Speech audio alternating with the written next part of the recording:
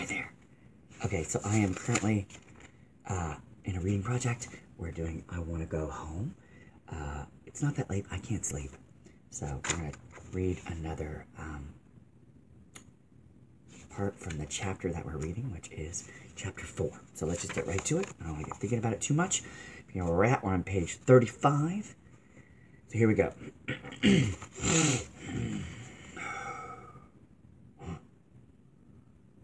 His cloneship will love this, mumbled Rudy, his mouth full of nails. Mike secured the last hinge on the lid of the box. Should we paint it? It would look nicer, said Rudy, taking the nails from his mouth, putting them down on the table. I see it. Sky blue. Symbolic, you know? The sky on the outside and the earth on the inside. I'll get the paint, laughed Mike. Tomorrow, Rudy said, thoughtfully, as they carefully daubed pale blue paint on their creation. We'll go earlier, and we'll take a sailboat to make sure we're not heard by any patrols. And bring a bailing bucket, added Mike. Don't forget the bailing bucket. It was uppermost in my mind, said Rudy. How long will it take for this paint to dry? Asked Mike, leaning back to admire their handiwork. The jar said half an hour, Rudy replied. Let's put it out in the sun to speed it up. It's almost lunchtime, and we still have to fill it. Well, how long will that take? There's dirt all over the compound. For a superior solitaire, one must use superior dirt, explained Rudy. Oh, I wonder what he'll say when we give it to him. Well, that's easy. He'll say, Miller. He'll say, Miller. Or he just may say nothing at all. Overcome. Rudy glanced at his watch. We'll soon find out. Pierre, the arts and crafts counselor, strolled over to inspect their work. That's a neat job, he observed. Well sanded. Thanks, said Mike. We used only the best wood, put in Rudy. Aged and stress-tested. Stress-tested? Pierre repeated. For a little box like that, what are you planning to put in it? Dirt, said Rudy. It's a present for our counselor. Pierre stared at him. Tell me, he said finally, by any chance, would your name be Miller? Why, yes, said Rudy, coming perilously close to smiling. Chip had obviously been dropping his name at the counselors' meetings, and this pleased him immensely. Come on, urged Mike. It's as dry as it's going to get. Let's finish it up and go for lunch. 'Twas great meeting you, said Pierre dubiously. I'm glad you enjoyed the arts and crafts. Bye, said Mike. The two boys left the arts and crafts cabin in search of superior dirt. That's the stopping point there. Got real confusing there for a minute, but I think I got caught up. We got one more section we're going to dive right on in. Chip. Chip rubbed his hands together with great glee. Oh, Miller and Webster are late for lunch, he gloated, looking around the mess hall. I got them now. They're going to have to admit. They weren't in arts and crafts yesterday, and they didn't build a solitaire. He smiled. He was going to put them on work detail for the rest of their miserable lives.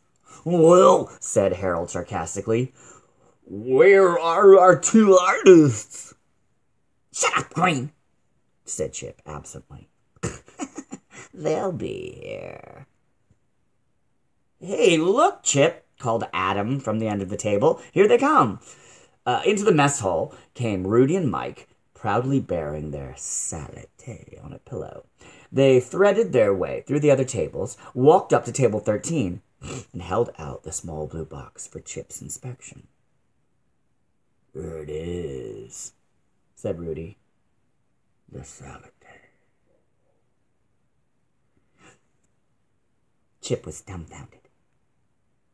They had actually done it. They had actually built a salad. He lifted the lid and looked inside. Dirt. It looked like dirt. Some topsoil, some clay, a few stones, and the odd blade of grass. Dirt. He ran his fingers through it. Dirt. This couldn't be a salad. He looked it up this morning in the dictionary and had been unable to find it. But whatever it was, this couldn't be it. He looked up at Mike. The boy's face was bright red. His eyes turned towards Rudy, whose expression was inscrutable as usual. "Miller," he began softly, threateningly. Rudy's eyes displayed deep pain. "Don't you like it?"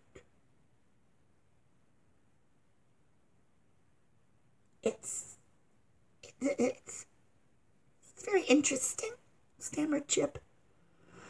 "I think it stinks," piped up Harold Green.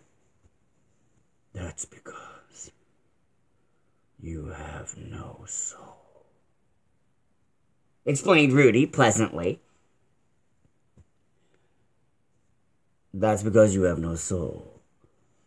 I'll bet that's my pillow, too," accused Harold. "Ah, you recognized it," said Rudy. "Very good." "All right, you guys," shouted Chip. It's like, "grab some lunch. This afternoon, we're all playing field hockey." He smiled maliciously at Rudy. "Since you've already finished the salad, you and Webster will play, too." "I don't play field hockey," said Rudy. "Why not?" demanded Chip. "I'm a pacifist," said Rudy. "Hockey is far too violent for me. Besides, Mike and I decided we'd spend the afternoon playing chess." "Chess!" howled Chip. It's like, "chess at camp? With all the marvelous things to do around here, you two want to play chess. What do you say, Webster?" "Chess is fun," said Mike lamely. "It sure is," said Rudy enthusiastically. "And having fun is what camp is all about. You said so yourself, Chip." "Oh, let 'em play chess," exclaimed Harold impatiently. "At least we'll be rid of them."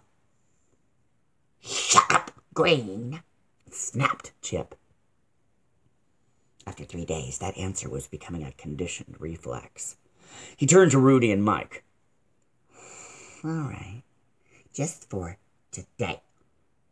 But tomorrow you're enjoying the baseball team like everyone else." Rudy looked significantly toward Mike.